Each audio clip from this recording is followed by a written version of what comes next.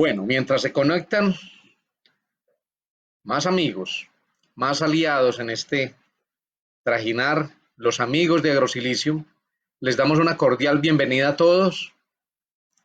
Me permito hacer una pequeña presentación de mi parte. Yo soy Francisco Restrepo Higuita, soy ingeniero agrónomo de la Universidad Nacional de Colombia, sede Medellín, con una maestría también en Ciencias del Suelo y Fisiología también de la Universidad Nacional. Actualmente en el cargo de gerente técnico de la compañía Agrosilicium, de la cual ustedes todos son aliados. Todos somos amigos, estamos entre amigos. Entonces, pues el tema que traemos para compartir es sobre el manejo de la acidez del suelo para lograr una agricultura productiva y sostenible. Este es un tema que cada día gana más vigencia, más importancia, y es bueno a veces inclusive refrescar algunos aspectos eh, básicos, algunos conceptos básicos de lo que es la acidez. Y si ustedes me permiten, entonces vamos a dar inicio de una vez.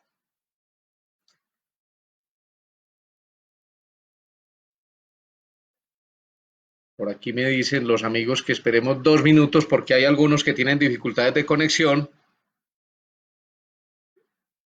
Vamos a darle los 2 minutos. Vamos a empezar por repasar algunos conceptos básicos sobre lo que es la acidez del suelo.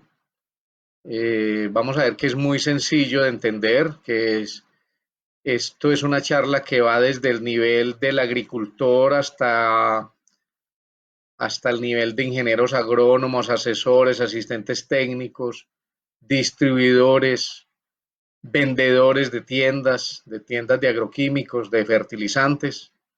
Vamos a procurar que el lenguaje sea adecuado para todos.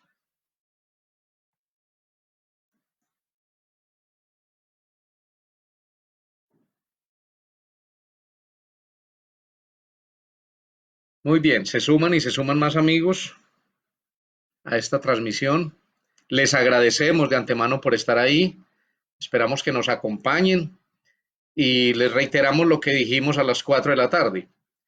Y es que estamos dando un pequeño compás de espera para algunos que han tenido dificultad con la conectividad, pero que ya están ingresando y que nos acompañen hasta el final con sus preguntas, que nos planteen sus preguntas en el transcurso de la charla, que al final de la presentación, pues vamos a dar respuesta a las preguntas que se han planteado en el chat, eh, de manera que esperamos nos acompañen hasta ese momento, porque además al final también podemos hablar de una programación de una próxima charla, otro martes técnico.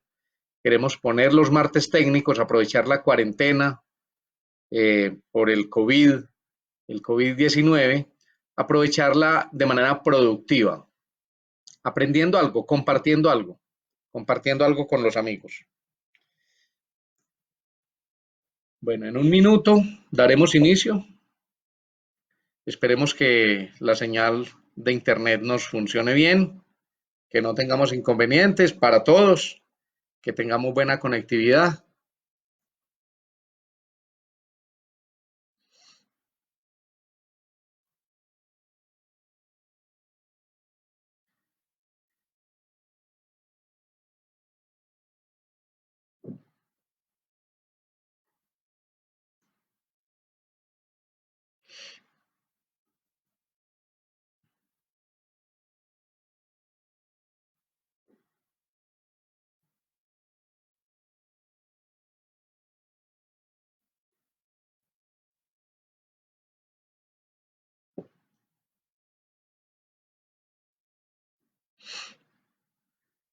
Bien, premiando a los puntuales, damos inicio entonces a esta charla, el manejo de la acidez del suelo como una estrategia clave para una agricultura productiva y sostenible.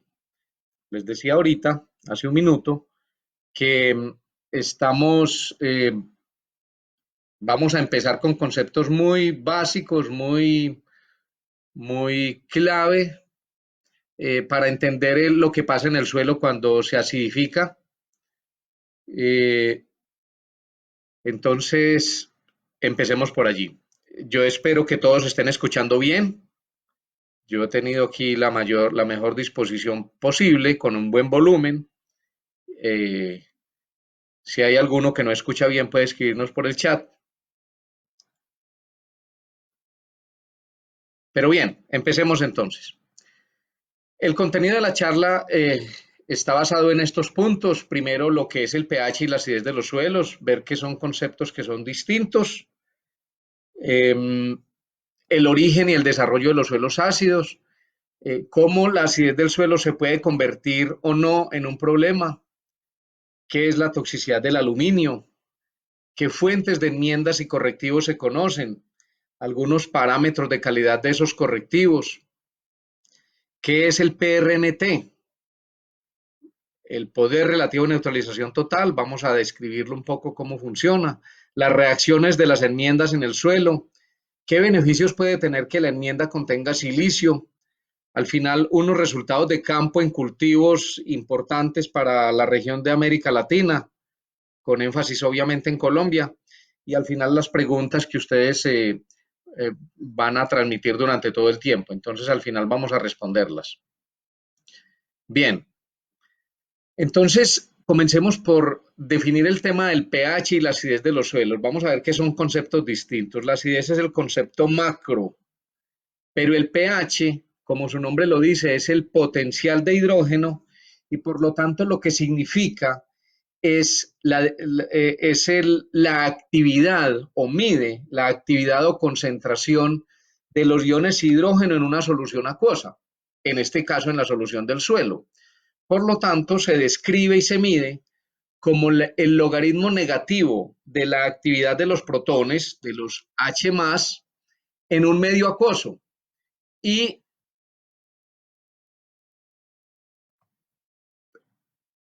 como está escrito en la fórmula, entonces es logaritmo base 10 de 1 sobre 10 a la x. En este caso, la fórmula 10 a la menos 7 significa que el pH es igual a 7. Esto lo que implica es que si el pH, cuando medimos un pH que nos da 4,5, la concentración de hidrogeniones en la solución del suelo es igual a 10 menos a la menos 4,5. Y eso tiene una implicación muy importante desde el punto de vista matemático, y es que cambiar el pH no es tan fácil, precisamente porque aumentar una unidad de pH es reducir la concentración de hidrógeno en 10 veces, porque esto es logaritmo base 10. Entonces, un pH de 5 es 10 a la menos 5, pero un pH de 6 es 10 a la menos 6. Entonces, cambiar el pH no es tan fácil, pero vamos a ver que sí es posible.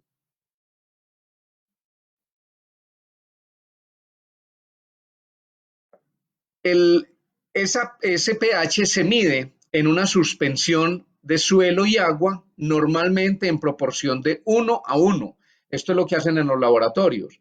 Sin embargo, dependiendo del tipo del suelo, se puede medir en proporción de 1 a 2 o inclusive hasta llegar a niveles de 1 a 2,5. Y realmente el valor no cambia mucho. Y eso se debe básicamente a que hay algunos suelos que no disturban y por eso es necesario agregarles más agua. Pero en general se mide en una suspensión suelo-agua 1 a 1. Y gráficamente lo que significa ese pH es lo que ustedes ven en la pantalla. Es una actividad, es una concentración de hidrogeniones que se están moviendo en una solución del suelo. En esa solución hay distintos elementos: amonio, potasio, nitratos, magnesio, calcio, potasio, fósforo, pero también hay aluminio, manganeso y otros elementos. Y en la medida en que en ese suelo donde está interactuando todo este hidrógeno, suelo ácido, las raíces penetran y buscan nutrientes y se ayudan inclusive en muchas ocasiones, como pasa en algunas especies, se ayudan con micorrizas, y aún con la ayuda de las micorrizas se les dificulta eh, contactar y absorber cationes como amonio, como calcio, como magnesio, y se convierten en algunos tropiezos para ese camino, elementos como el aluminio que empiezan a dominar en los suelos ácidos. Además, con esas condiciones de alta concentración de hidrógeno, algunos compuestos, especialmente fosfatados, precipitan en el suelo en formas insolubles y al precipitar pues simplemente no están disponibles para las plantas. ¿Y dónde se origina esa acidez? ¿Cómo se origina y cómo se desarrolla? Hay que tener claro que la acidificación del suelo es un proceso espontáneo durante la génesis del suelo que ocurre por la meteorización química y la pérdida de los cationes alcalinos y alcalinotérreos y por el aumento de la presencia de cationes metálicos. Entonces ocurre es por el lavado, porque le cae agua al suelo y de ese suelo entonces se lavan estos cationes alcalinos. ¿Cuáles? Calcio, magnesio, potasio, sodio. Y en su defecto empiezan a aparecer los cationes metálicos como aluminio, hierro, manganeso. Estos empiezan a dominar entonces la solución del suelo.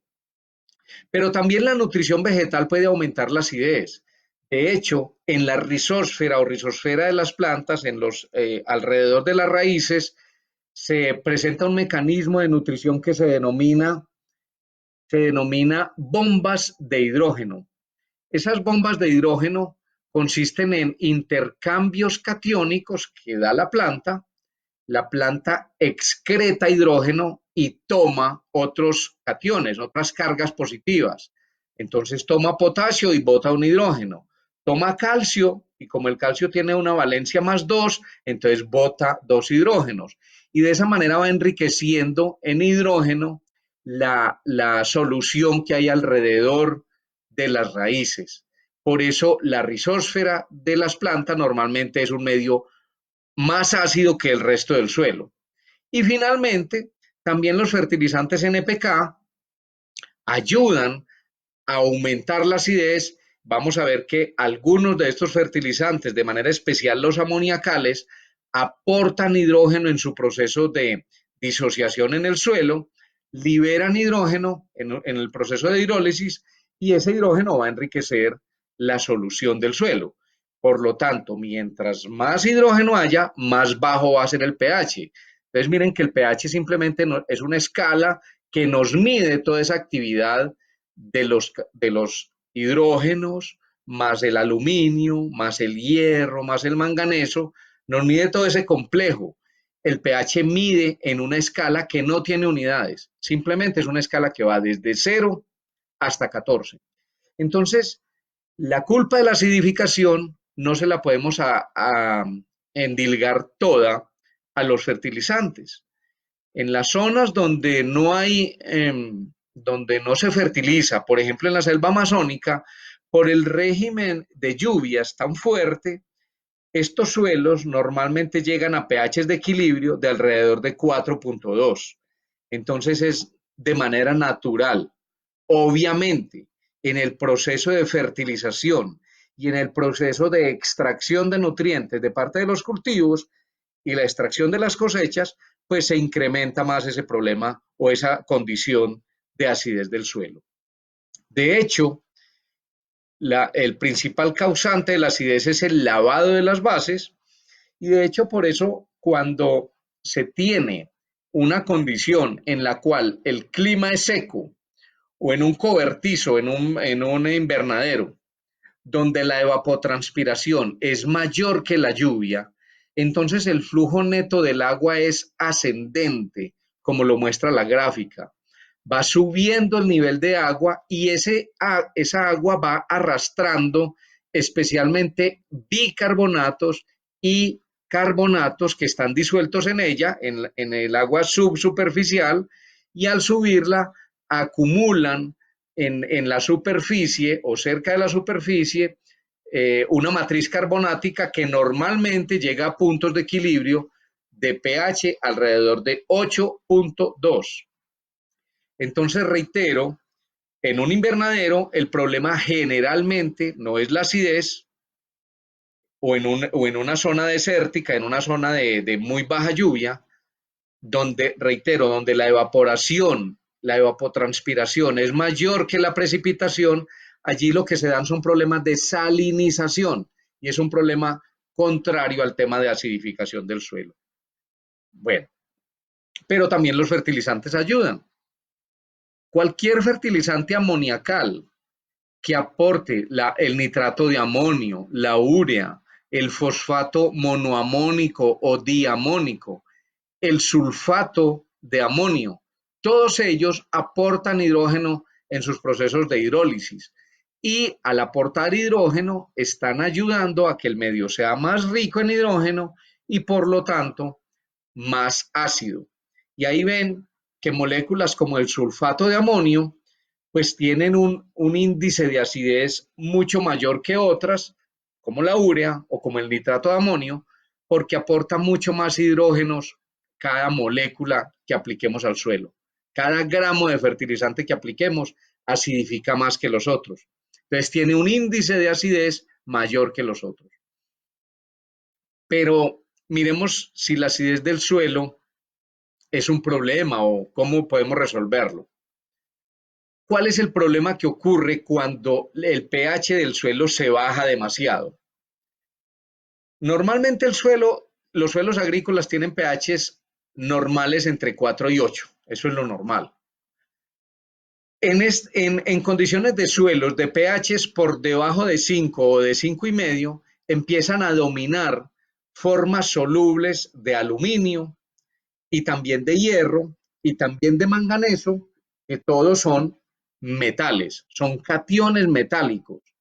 Y esos metales se fijan en el suelo y son difíciles de lavar. Se adhieren en la fase coloidal del suelo.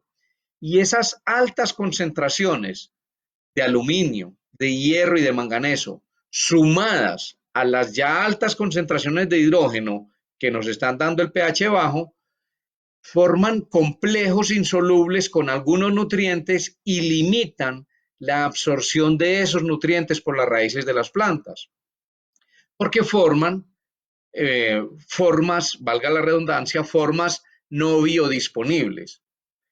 El caso más típico y más conocido es el tema del fósforo. Sin embargo, ahí se ven afectados también el nitrógeno, especialmente el amonio.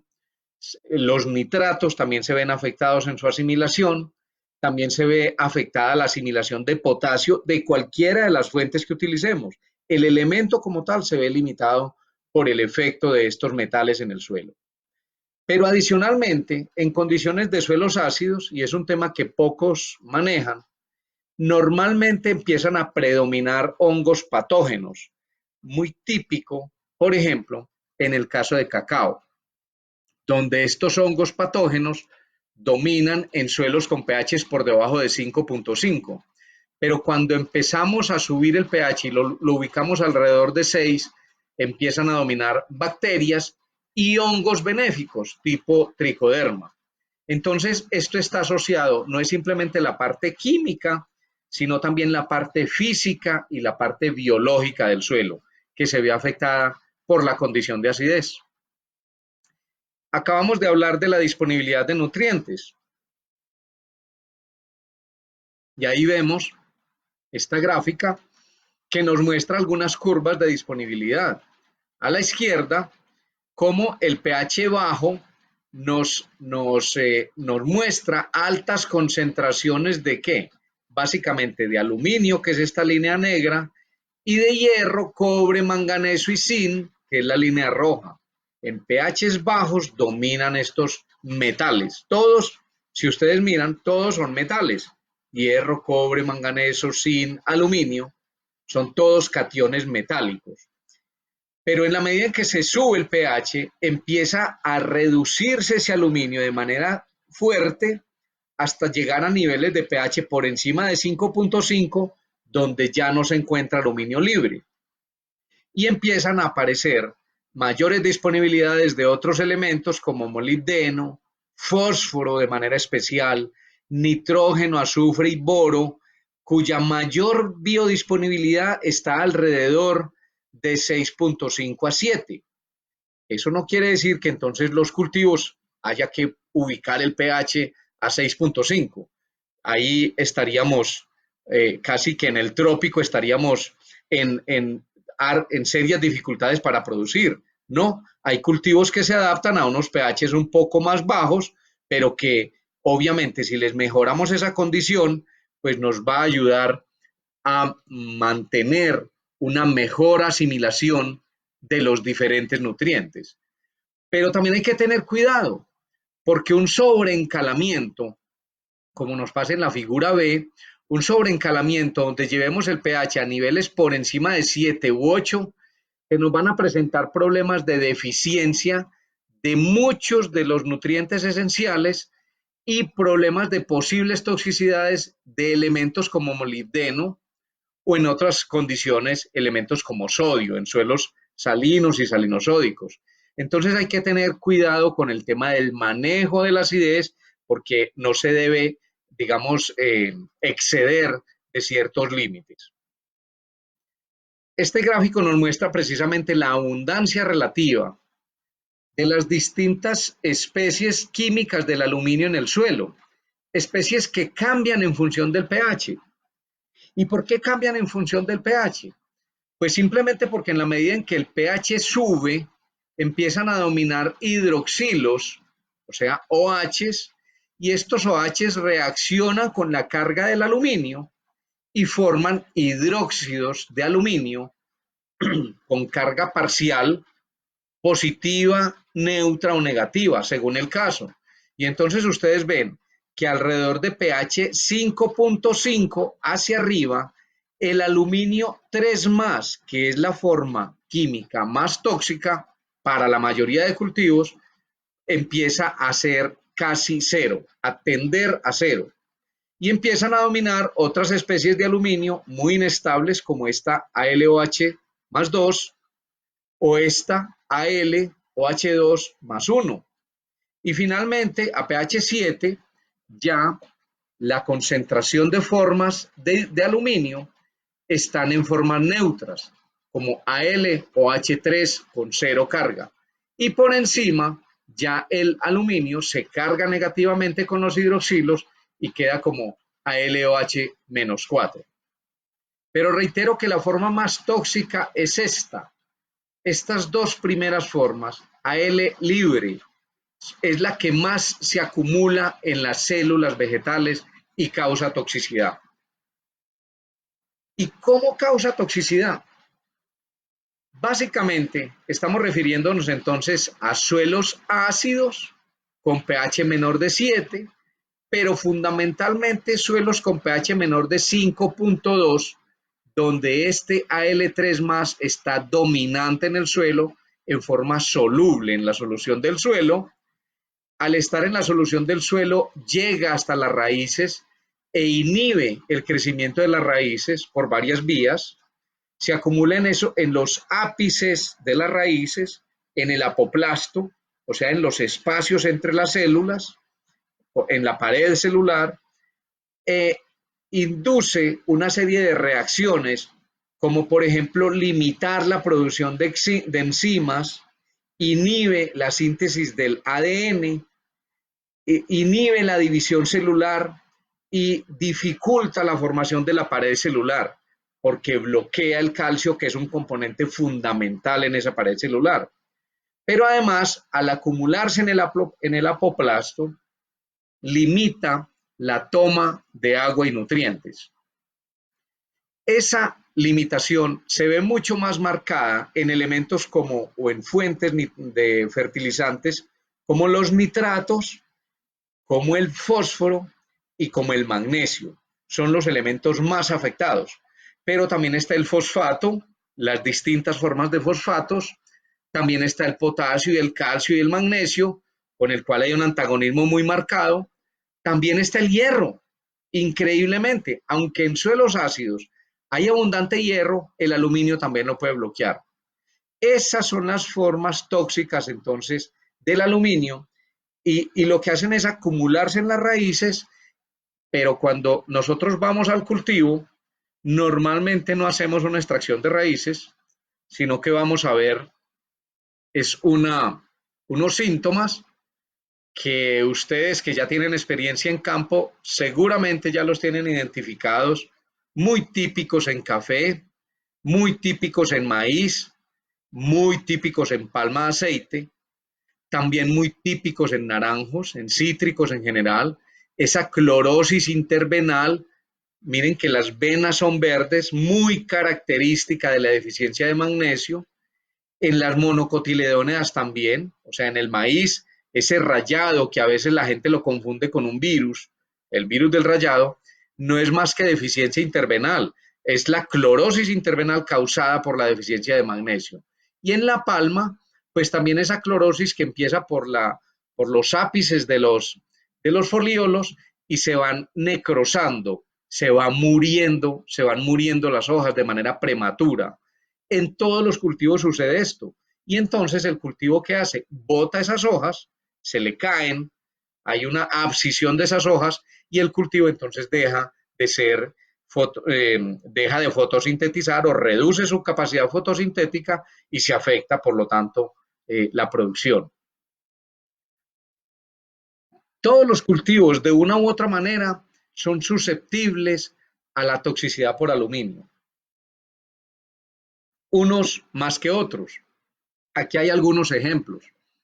El alnus, el alnus rojo, la soya, el frijol chino, el maíz, todos los frijoles en general, el aguacate en sus distintas variedades, algunas más que otras, las toronjas y los cítricos en general, todos son muy susceptibles al daño de aluminio, a la toxicidad por el aluminio.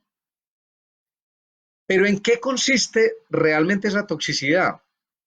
Decíamos ahorita que se acumula en las células, en la parte activa de la raíz, que es esta parte cerca de la pilorriza, de la cofia, la célula de elongación, las células en elongación, esa es la zona activa de absorción de nutrientes y de agua. El aluminio también entonces puede entrar a estos sitios y acumularse en la vacuola y allí genera un desbalance iónico y causa un rompimiento de la célula, de la membrana, perdón, de la vacuola. Y entonces, al limitarse esta membrana, pues simplemente el contenido se derrama y la célula muere. Pero si se mueren varias células, lo que se muere finalmente es el tejido. Entonces la raíz, que debería tener esta forma de crecimiento, adquiere esta forma como un puño cerrado porque trata de emitir rebrotes por los lados. Esos rebrotes les pasa exactamente lo mismo, entonces también van muriendo y así de esa manera la raíz lo que hace es que se engrosa, se lignifica y se le merma su capacidad de absorción de agua y de nutrientes. Eso básicamente se ve en las raíces laterales, que son más sensibles al daño. Sin embargo, si lo miramos en vivo, en una especie como la caña de azúcar, que es altamente susceptible a la toxicidad de aluminio, en un solo propágulo de caña, como es este que ven en la fotografía, un nudo está creciendo en una solución de Hoagland con aluminio y al lado está el nudo siguiente creciendo en una solución completa, pero con calcio, sin aluminio y con calcio. Y ahí ustedes ven la cantidad de raíces que tiene, siendo la misma caña, el mismo propágulo, cuando está saturada de aluminio la solución, pues la cabellera de la raíz es mínima, pero cuando la solución está libre de aluminio, pues miren el crecimiento como es un volumen mucho más grande, mucho más cantidad de raíces y por lo tanto mucha mayor capacidad de explorar el suelo. Pero uno en el campo lo que ve es esto.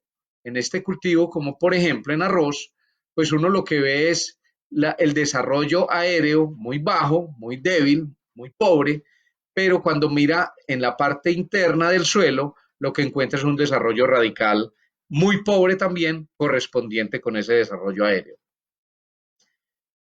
Especies como el café, que son catalogadas especies tolerantes al aluminio, y permítame que insista en ese término tolerante, entre comillas, Porque miren este trabajo que nos presentan Pavan y Birman en el 82. Esto no es nuevo. Esto es hecho en Brasil y nos muestra cómo, en la medida en que aumenta la concentración de aluminio, en esa medida se reduce la longitud de raíces, siendo de un 100% cuando hay cero aluminio libre, cero Al3 más, o sea, con pHs por encima de 5,5. Pero en la medida en que el pH va bajando, que empiezan a aparecer formas activas de aluminio, hasta llegar a concentraciones de 0,05 milimolar, pues llegamos a crecimientos de la raíz por debajo del 40% de su crecimiento normal. Y permítame que reitere, eso pasa en café que es tolerante al aluminio y tolerante a la acidez. Entonces el aluminio lo que está haciendo es inhibiendo el desarrollo de las raíces de las plantas y afectando negativamente el rendimiento de los cultivos. Esta diapositiva, esta foto, esta ilustración es de Cenicafé, pero me parece muy válida presentarla porque aquí nos muestra cómo en un suelo ácido, la 6C que tiene el suelo va a estar dominada básicamente por los cationes metálicos, aluminio, hierro, manganeso.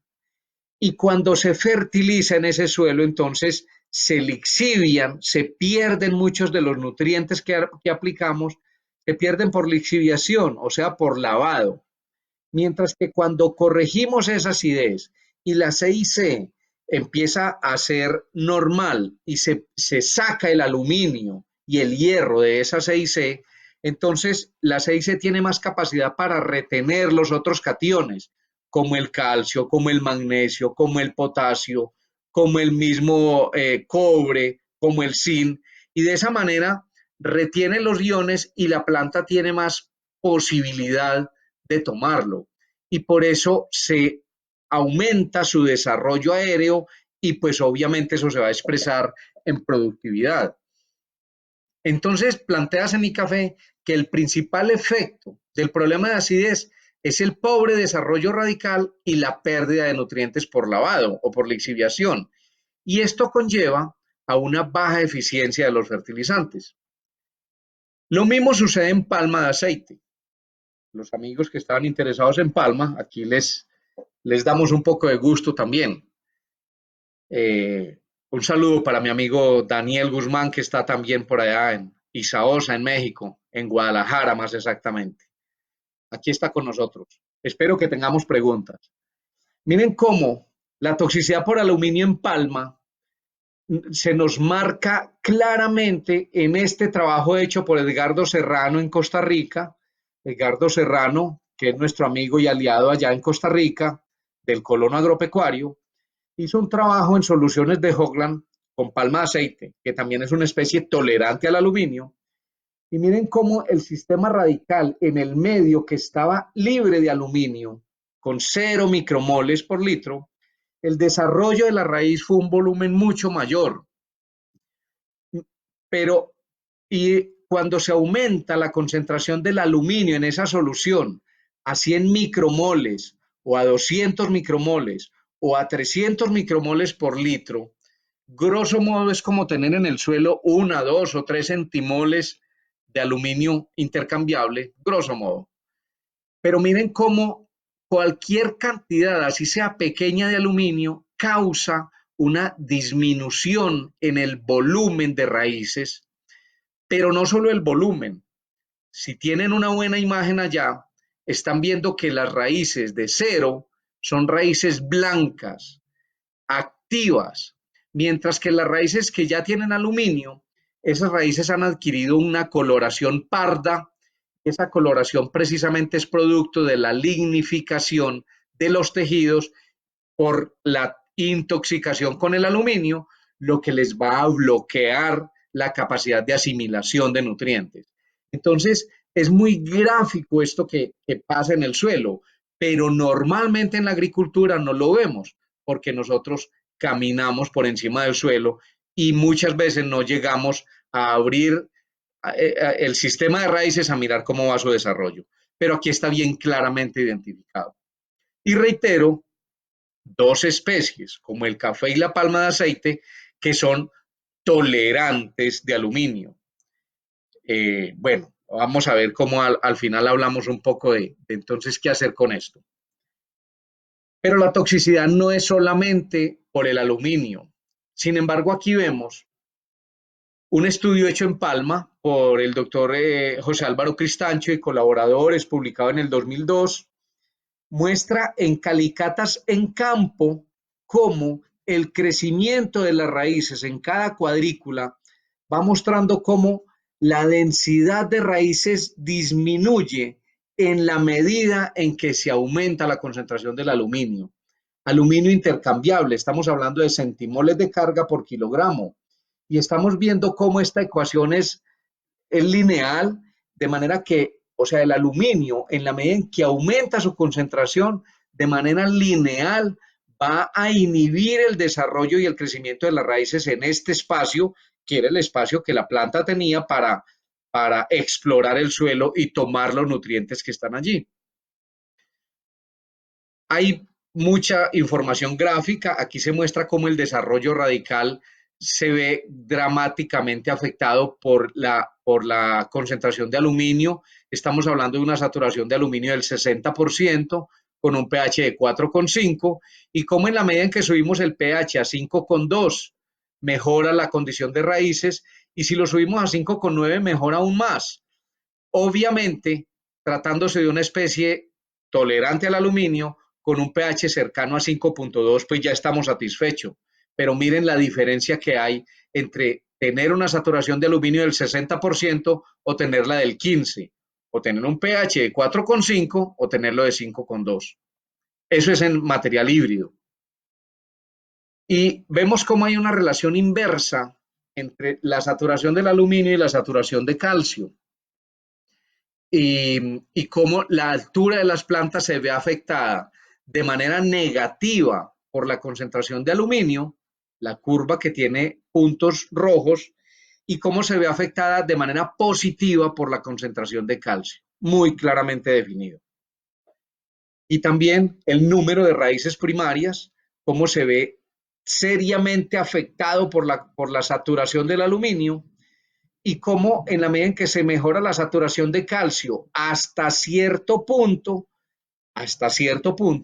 mejora también ese número de raíces primarias. Si se nos va la mano con un sobreencalamiento donde la saturación de calcio ya es mayor, podemos tener problemas entonces de crecimiento de las raíces. Bien, hay algunos trabajos que plantean, como estos publicados por Cristancho y colaboradores y por Line en el 2010, plantean que la saturación de aluminio tiene una relación también estrecha, de alguna manera, con la incidencia de la pudrición de cogollo en palma de aceite adulta. Y muestran que en la medida en que aumenta la concentración o la saturación de aluminio por encima del 60%, se aumenta también de manera lineal la incidencia de palmas, el número de palmas afectadas por PC, por Phytophthora. Bueno, esto es un tema que tiene mucha discusión, yo no quiero profundizar en la discusión, pero hay alguna relación. Y si lo relacionamos ahorita con la diapositiva que mostrábamos, que la acidez trae consigo también efectos en hongos patógenos, pues ahí podemos encontrar alguna explicación. Pero no es solamente la concentración del aluminio. Decíamos que dentro de los metales está también el manganeso. Ojo, manganeso, no magnesio.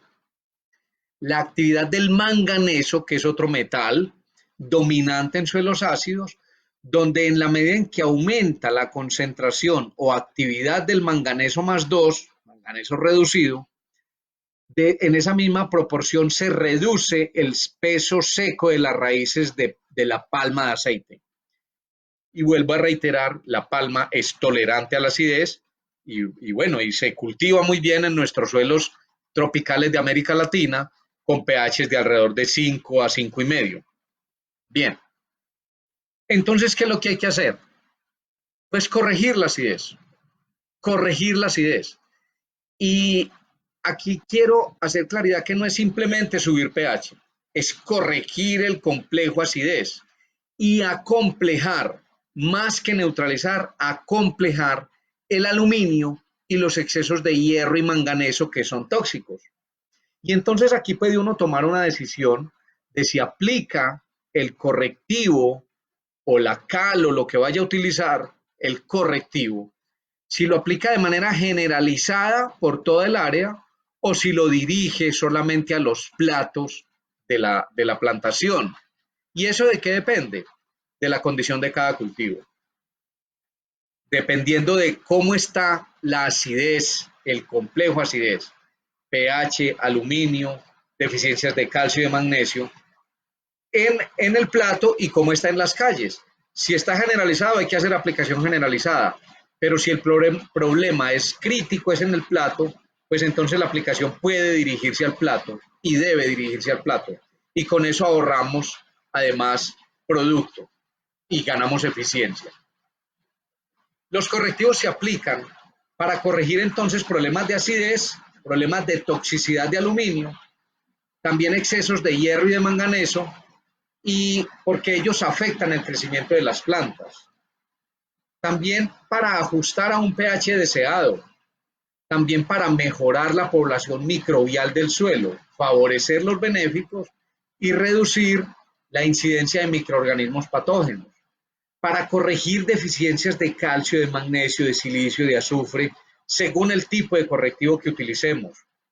También para mejorar la disponibilidad de fósforo y de molibdeno, a elementos clave en la productividad de cualquier cultivo. Para reducir la lisiviación o el lavado de potasio, mejorar la fijación de nitrógeno y en general para mejorar la eficiencia de los fertilizantes. Y ustedes ven que todo eso está marcado con signo pesos. Podrían ser dólares, más bien, ahora que el dólar está a buen precio, en Colombia por lo menos.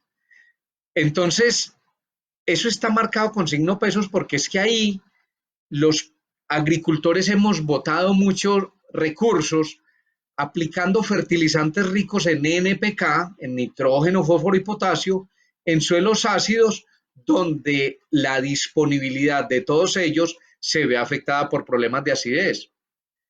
Eso de la eficiencia de los fertilizantes, hay muchos estudios, hay varios estudios a nivel mundial. Este de Costa Rica es muy válido, es aplicable a nuestros suelos colombianos y en general nuestros suelos tropicales. Es un trabajo publicado por el profesor Ureña en el 2009, donde él plantea cómo la eficiencia de los fertilizantes varía según el grado de acidez que tenga el suelo. Y él plantea que en un plan de nutrición, en primer lugar, se deben corregir los problemas de acidez para mejorar la eficiencia de los fertilizantes. Y entonces, él encuentra en su estudio, en un suelo extremadamente ácido con pH de 4,5, la eficiencia del nitrógeno está en alrededor del 30%, la del fósforo está en un 23% para esa condición y la de potasio en un 33%. Y eso se ve reflejado en que cuando aplicamos un fertilizante en una condición de acidez de pH 4,5, de 100 kilos de fertilizante que aplicamos, se desperdician 71. Yo creo que ningún agricultor quiere utilizar un fertilizante costoso por lo demás para agregar, para nutrir sus cultivos, esperando que se le pierdan 71 partes de cada 100. Pero él encuentra que cuando sube en suelos con el pH de 5, la eficiencia del nitrógeno aumenta a 53, la del fósforo a 34 y la del potasio a 52, y ya estamos hablando de una eficiencia global cercana al 50% y un desperdicio, permítame que subraye, apenas del 53,6%. Lógicamente ahí tampoco ningún agricultor quiere aplicar un fertilizante y que se le pierda la mitad o un poco más. Pero encuentra el profesor Ureña que con suelos de pH 5,5, la eficiencia del nitrógeno se sube al 77, la del fosfato al 48 y la del potasio al 77. Y eso reduce el desperdicio de fertilizante, ahí sí podemos hablar a menos de la tercera parte. Y si se sube a pH 6, ya estamos hablando de eficiencias por encima del 80%, donde hay desperdicio por debajo del 20%. Llegar a una eficiencia del 100% en agricultura es bastante difícil, es un poco utópico. Algunos plantean que a pH 7 la eficiencia es de 100, dejémoslo hasta ahí. Lo que sí es claro de este ejercicio es que subir medio punto de pH, subir de 4,5 a 5 o subir de 5 a 5,5, está reduciendo el desperdicio del fertilizante en un 50%. Eso significa que se está aumentando la eficiencia de los fertilizantes NPK, nitrógeno, fósforo y potasio, se está aumentando la eficiencia de los fertilizantes en un 50%. Pues bien, pero ¿cómo hacer para corregir esa acidez? Es que corregir el pH es muy difícil. Eso se ha planteado históricamente. Porque tradicionalmente lo que hemos utilizado son cales agrícolas, leas entonces carbonato de calcio, o cales dolomíticas o dolomitas, entonces carbonatos dobles de calcio y magnesio. También se ha utilizado yeso agrícola, también roca fosfórica, pero en el mercado también hay otras fuentes como óxidos de calcio y de magnesio, como hidróxido de calcio, como silicatos de calcio y de magnesio y como escorias, todas con efectos correctivos o efectos de enmienda. Pero el asunto es entonces, ¿qué dosis aplicar? ¿Cómo calculo yo la dosis que necesito? En la literatura se plantean varias alternativas, en general 3 formas para determinar esos requerimientos de cal. La primera está basada en los niveles del aluminio intercambiable, ALI, ALI, la saturación de ese aluminio intercambiable, la saturación, el grado de saturación en la 6 efectiva, y también la tolerancia del cultivo, el que yo quiera establecer o que ya tenga establecido, la tolerancia que tenga a esa saturación de aluminio. Y lo que busca es neutralizar el exceso de aluminio que el cultivo no aguanta. Esa es la primera escuela. La segunda forma, se basa en el pH y en el nivel de calcio. Esto lo utiliza mucho Sanicafé en sus tablas y plantea que los niveles críticos de calcio y de magnesio de cada cultivo, entonces los puede uno suplir vía correctivos o enmiendas. Entonces una caliza o una dolomita o una enmienda compleja nos pueden ayudar a mejorar esa condición.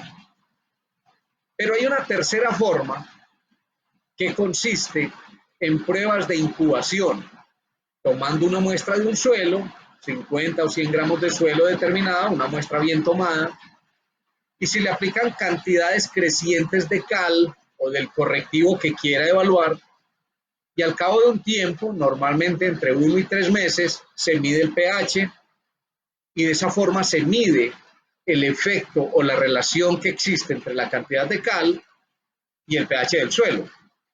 Además, se miden o se pueden medir niveles de calcio, de magnesio, de aluminio, de fósforo y de otros elementos, y su saturación en el complejo de cambio. Esa, pues, es la forma más precisa para definir una dosis adecuada.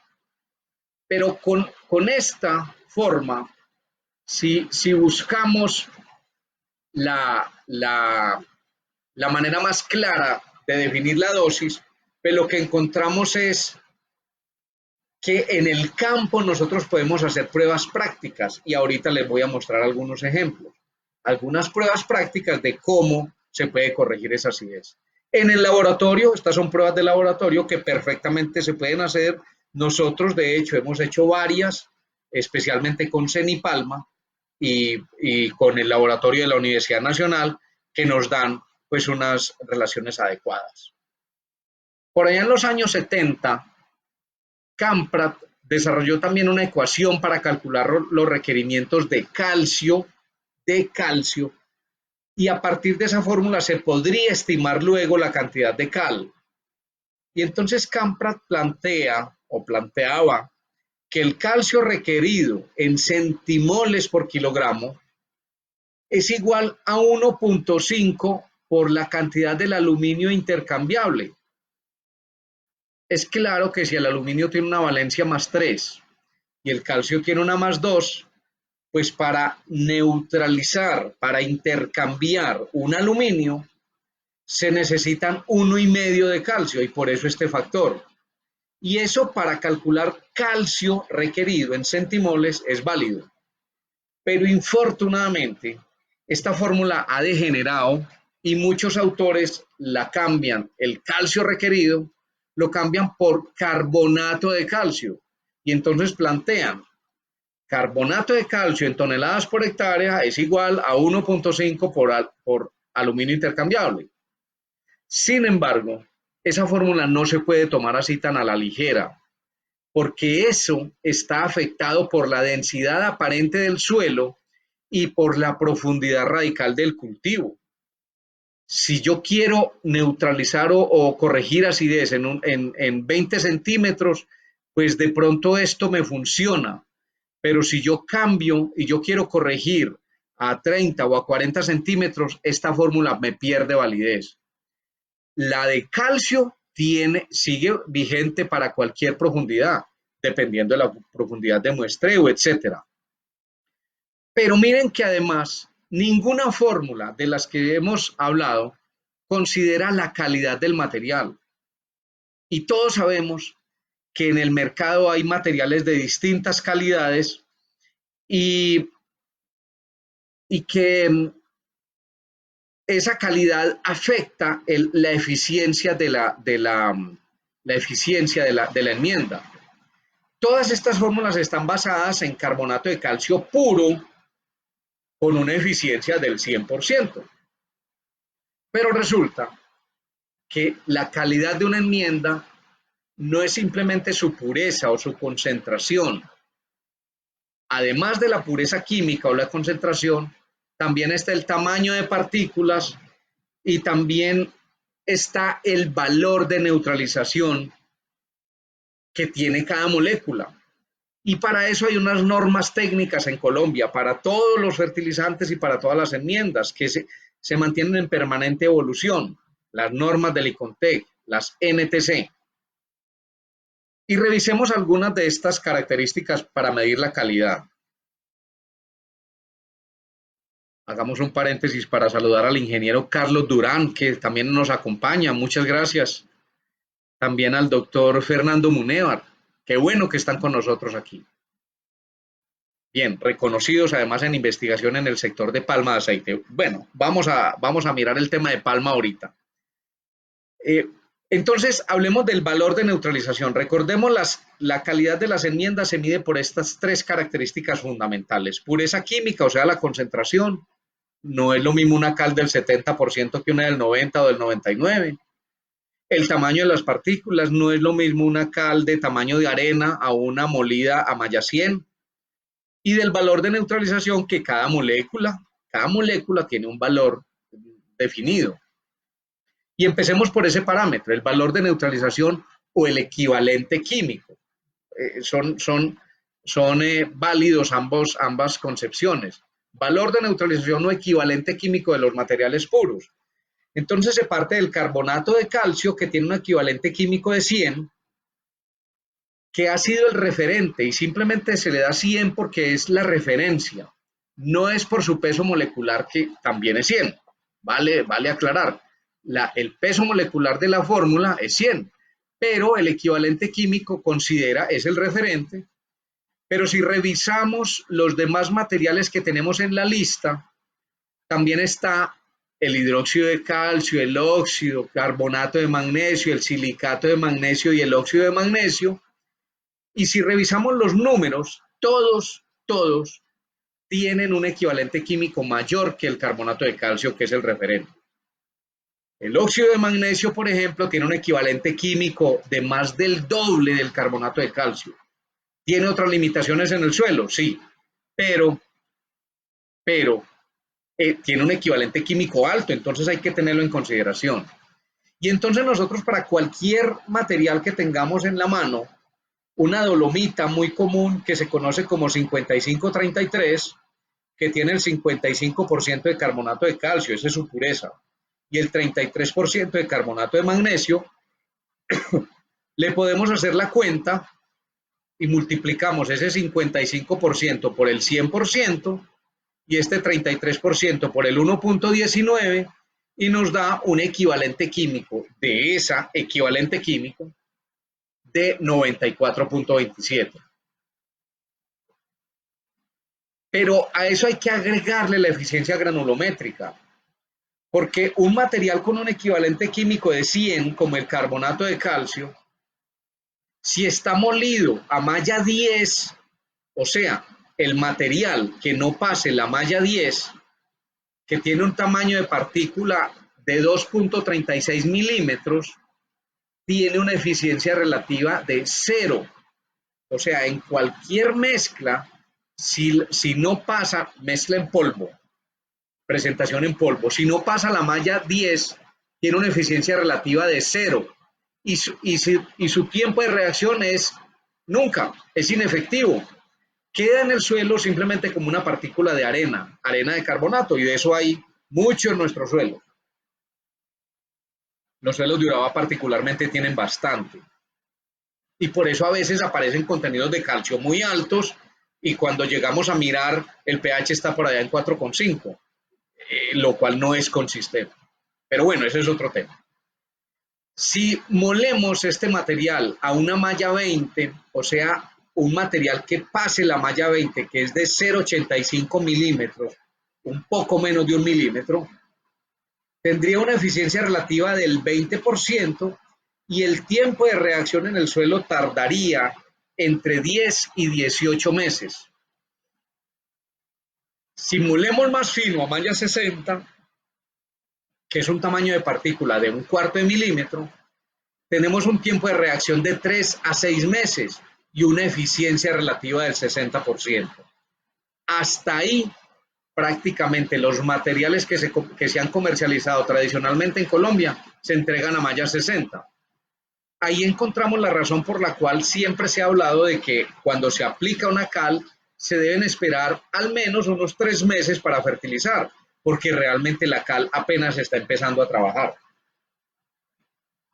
Pues bien, si molemos a malla 80, que es un tamaño de partícula de 0.177 milímetros, o sea, 177 micras, tiene una eficiencia relativa del 100%, y eso significa que en 3 meses reacciona el 100% de ese material. Su tiempo de reacción está dado entre 1 y 3 meses. Pero si molemos aún más fino, a malla 100, 140 y hasta 200, encontramos eficiencias relativas por encima de 100, porque están dadas en un menor tiempo de reacción. Son materiales que cuando se muelen a tamaño de micras, 149 micras para la malla 100, están tardando en reaccionar en el suelo entre 5 y 30 días. Pero a malla 150 tardan entre 2 y 15 días y a malla 200 entre 1 y 3 días. Entonces piensen en un material que tenga malla 60, que demora 3 a 6 meses para reaccionar, comparado con un material que está molido a malla 100, 140, que demora entre 2 y 30 días para reaccionar. Pues obviamente nos va a dar más velocidad de reacción y mayor eficiencia, porque son materiales que tienen más superficie específica. Y aquí hay que hacer un pequeño paréntesis. Esa superficie específica es fundamental en un material encalante, en un correctivo.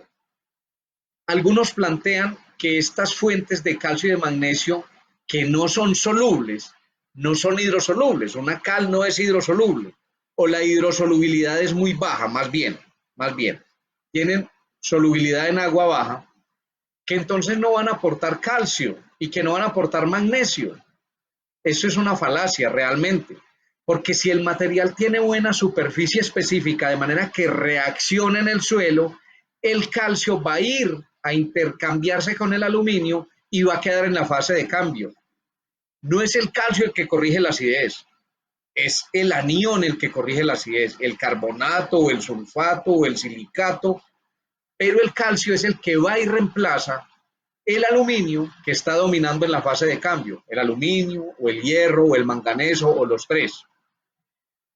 Si logramos que un material de estos tenga más superficie específica, entonces va a tener capacidad de reaccionar más rápido y de manera más eficiente.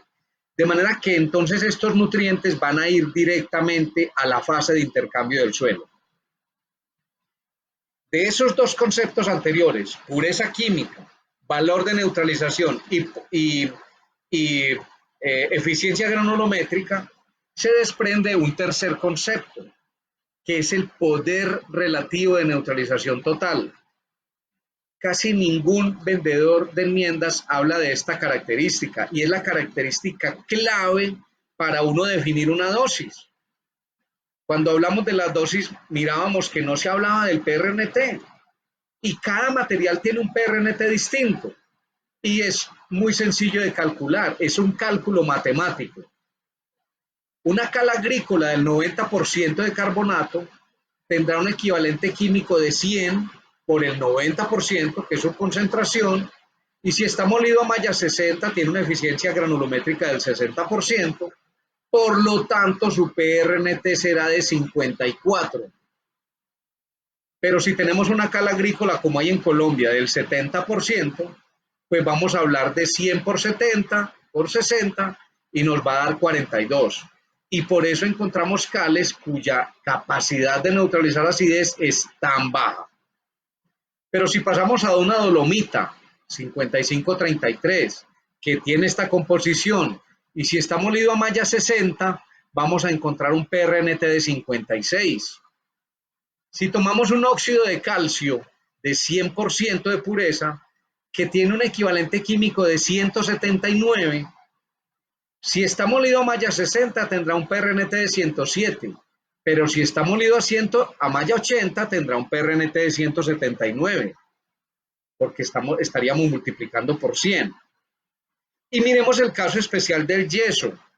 El yeso es un material que se utiliza también como encalante, pero el yeso tiene un equivalente químico de 0. Cuando el yeso disocia en sulfato y en calcio, y esto no sube pH, no neutraliza hidrógenos, pero sí es muy útil para acomplejar aluminio. Vamos a ver enseguida las reacciones. Voy a acelerar un poco porque estamos ya con muy buen tiempo, pero el yeso entonces tiene un PRNT de 0, pero cuando utilizamos un nutricorrectivo mezclado, un correctivo compuesto, que tiene varios componentes, silicatos, carbonatos, óxidos, sulfatos, etcétera, estamos llegando a PRNT entre el 125 y el 156%, dependiendo de la malla que tengamos. Si estamos molidos, si estamos entregando un material molido, entre malla 100 y 200, podemos estar hablando de un PRNT aún mayor. Bien, pero ¿cómo reaccionan esas enmiendas en el suelo? ¿Qué es lo que hacen? ¿Y por qué tradicionalmente se han utilizado los carbonatos? Porque los carbonatos son muy efectivos para subir pH, porque son especialistas para neutralizar hidrógeno.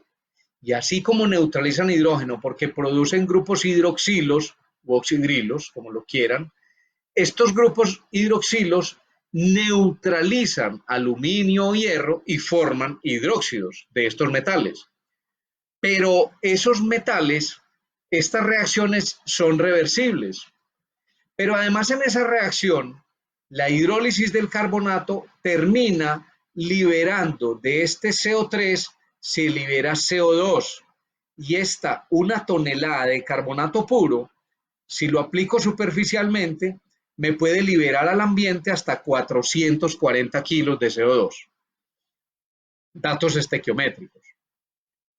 Pero a diferencia del carbonato, los silicatos, un silicato cualquiera, fija CO2, necesita CO2 para producir ácido ortosilícico, que es la forma activa del silicio en el suelo.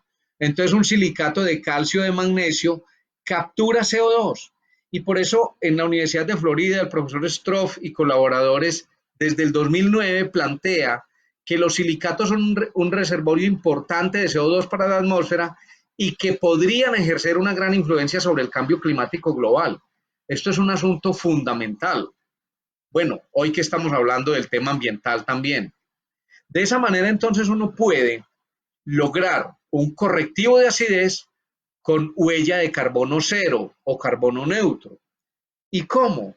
Pues mezclando con alguna proporción de carbonatos que tienen huellas de carbono de 440 hasta de 470, lo puede mezclar con silicatos de magnesio, silicatos como silimagnum, y lograr un producto como silicorrector que tiene huella de carbono cero o muy cerca de cero, mínima, por lo menos mínima, esa emisión.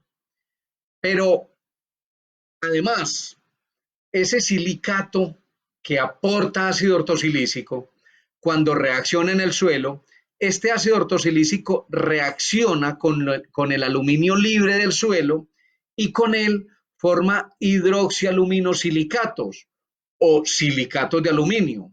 Y de esa manera, en lugar de neutralizar el aluminio, lo está acomplejando.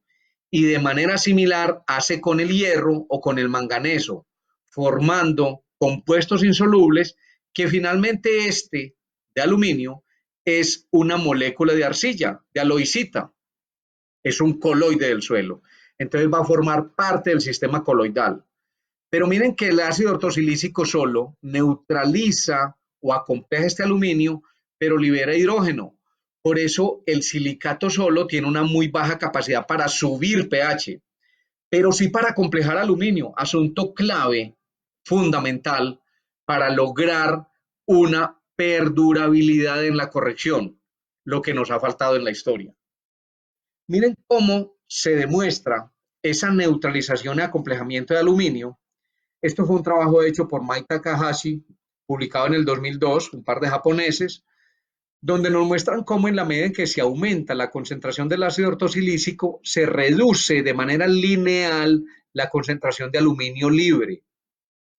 Esa misma curva la obtenemos aquí en Colombia cuando utilizamos silicato de magnesio y cogemos aluminio que está intercambiable en la fase de cambio, 1 centimol, y con dosis crecientes de silicato de magnesio, llámese magnesil o silimagnum, miren cómo llega a casi ponerlo en cero, producto del acomplejamiento y la neutralización que le hizo a ese aluminio.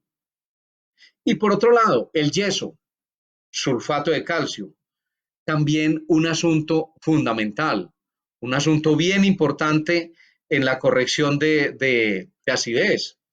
Pero resulta que el sulfato de calcio no neutraliza, no neutraliza hidrógeno, pero sí acompleja aluminio, forma complejos de aluminio y dependiendo de las condiciones y del medio y de muchas características del suelo, puede formar urbanita o basaluminita o alunita.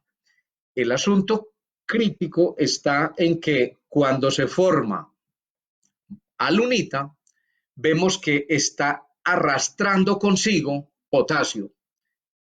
Entonces, el yeso es muy buen correctivo, pero hay que utilizarlo en las dosis adecuadas. Un exceso de yeso nos puede dar al traste con un lavado de otras bases, lavado de magnesio, lavado y acomplejamiento de potasio y por lo tanto reducción de su disponibilidad. Entonces hay que tener cuidado, no descartarlo, se puede utilizar, pero en dosis muy medidas, más en nuestras condiciones.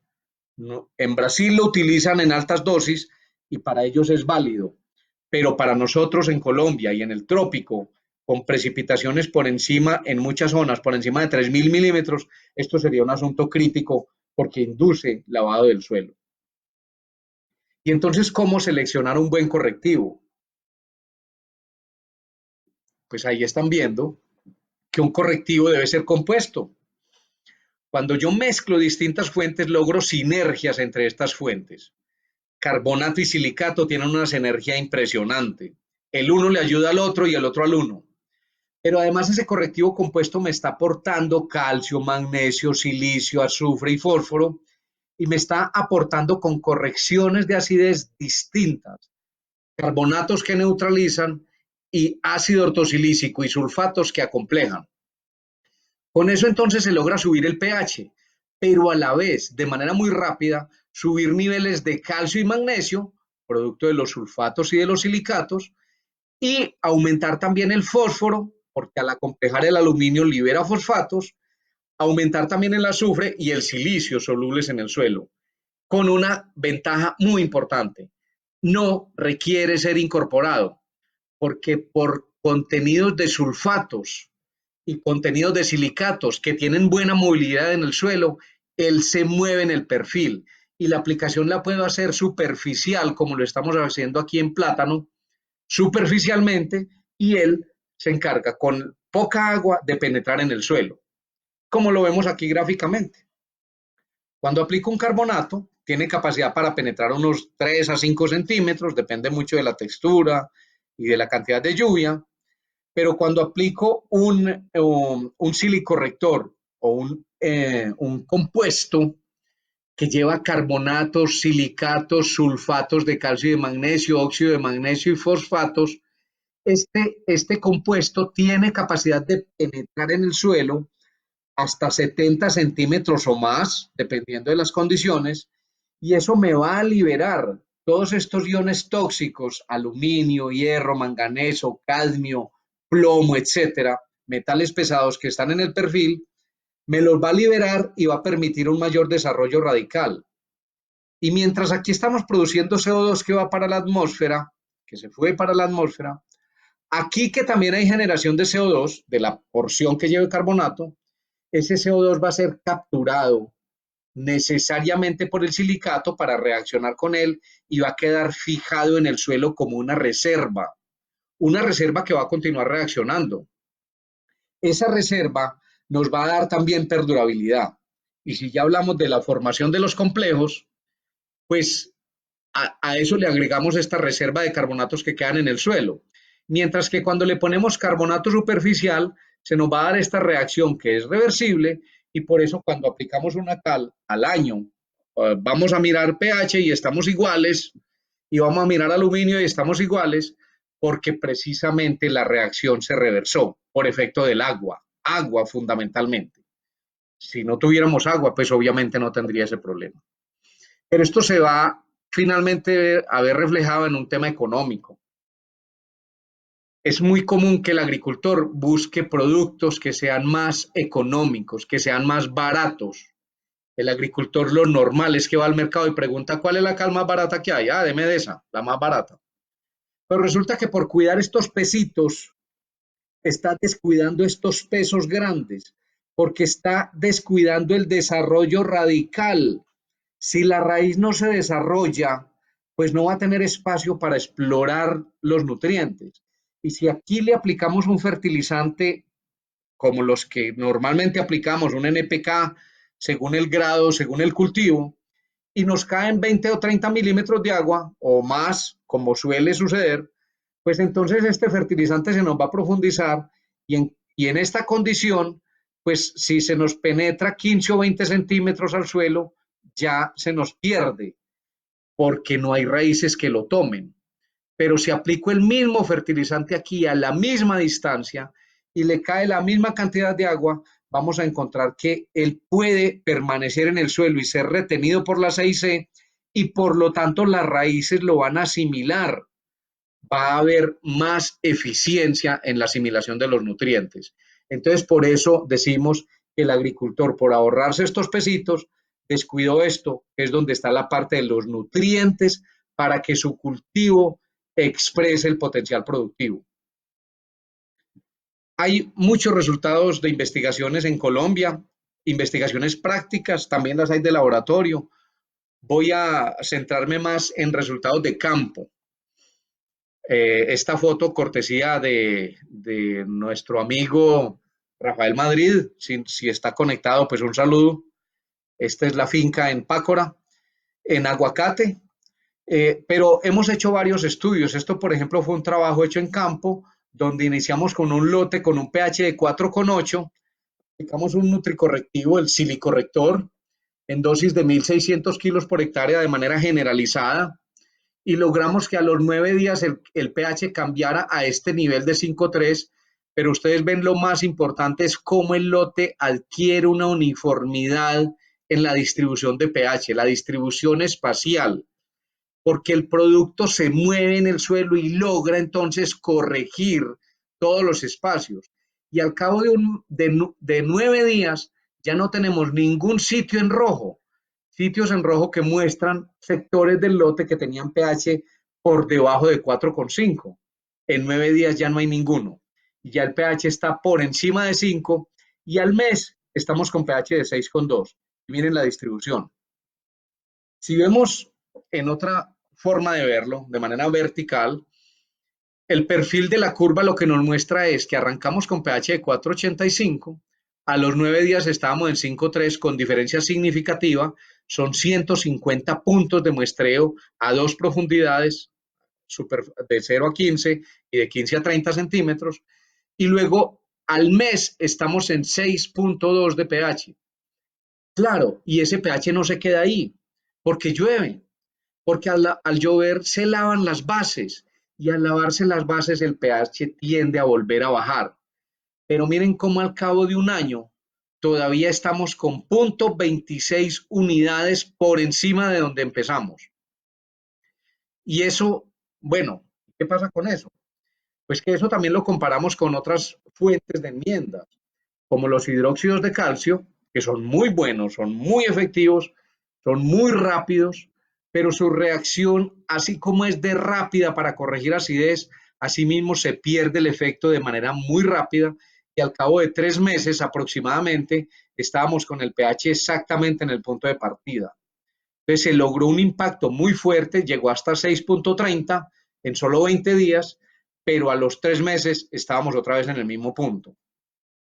Con la dolomita, que lo comparamos también en una dosis al doble de la de silicorrector, 3,2 toneladas, esta reacción se dio mucho más lentamente y solamente al cabo de 3 meses se logró el pico de reacción, pero inmediatamente con las aguas que se empezó a lavar las bases que estábamos generando, al final del tiempo llegamos a un pH igual. A los 11 meses estábamos con pH igual. Pero fíjense que con el hidróxido, al cabo de un año, el pH está 0,15 unidades por debajo, porque los hidróxidos, como son hidrosolubles, y ahí viene el concepto de que una enmienda no necesariamente tiene que ser hidrosoluble, yo podría utilizar hidróxido en dosis bajas y hacer aplicaciones cada 2 meses, pero por ser hidrosoluble me va a generar lavado de otras bases, y si yo lo que utilizo son hidróxidos de calcio, porque de magnesio no hay, pues entonces voy a inducir una relación calcio-magnesio muy amplia, una relación calcio-magnesio que finalmente me va a afectar y me va a inducir deficiencias de magnesio en los cultivos. Pero empezamos por plantear que no era simplemente pH, hay que medir otras características. Y entonces aquí tenemos dos análisis contrastantes. Al inicio, pH 4,8, fósforo, silicio, calcio, magnesio, etcétera. Y al año, 12 meses después, una comparación del silicorrector con la dolomita. Y lo que encontramos es que el pH está en 5,11, ya dijimos, perdón que se me pasó, 0,26 unidades por encima. Pero yo quiero que miremos aquí el efecto sobre calcio. Estábamos en 1,2 y terminamos el año con 6,6, producto de una sola aplicación. Y el magnesio arrancamos con 0,66 y terminamos en 1,35. Y miren cómo se construyen de manera paralela calcio y magnesio. Miren cómo el pH con la dolomita se quedó prácticamente igual, 4,83. Aquí estamos en 4,85. Pero miren la relación calcio-magnesio, lo que pasó. Esto normalmente ocurre con las dolomitas o las cales dolomíticas, dejan muy buen residuo de calcio, pero el magnesio se sigue lavando. Y encontramos que al año el magnesio prácticamente está en el mismo nivel o un poquito menor. Pero miren el aluminio, cómo arrancamos en 1,17 y al año con el silicorrector lo teníamos en 0,38, pero en cambio la dolomita estaba en 1,25. Miren, el tema es el mismo número o un poquito mayor. Y miren con el hierro, arrancamos en 226 y terminamos con 141 y con la dolomita en 228. Aquí hay muchos más datos, pero por efectos del tiempo vamos a pasarlo. Otros trabajos hechos en la altillanura, en palma de aceite, suelos con pH promedios de 4,2, niveles de aluminio de 2 a 3 centimoles, niveles de calcio todos por debajo de 1, niveles críticos para palma, niveles de magnesio todos por debajo de 0,4.